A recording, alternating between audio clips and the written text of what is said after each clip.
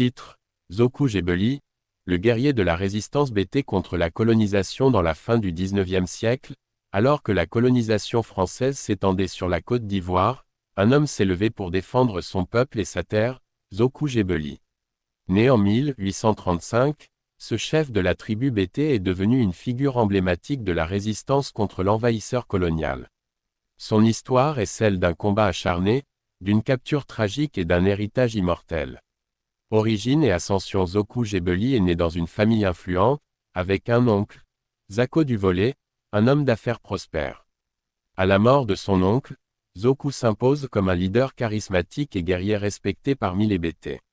Il devient rapidement le protecteur de son peuple face à l'avancée de l'empire colonial français.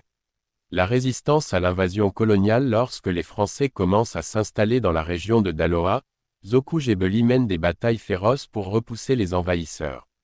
Il se distingue par sa capacité à organiser ses troupes et à mener des attaques stratégiques. Loin d'être une simple résistance militaire, son combat devient un symbole de la dignité et de l'indépendance des peuples africains face à l'oppression coloniale.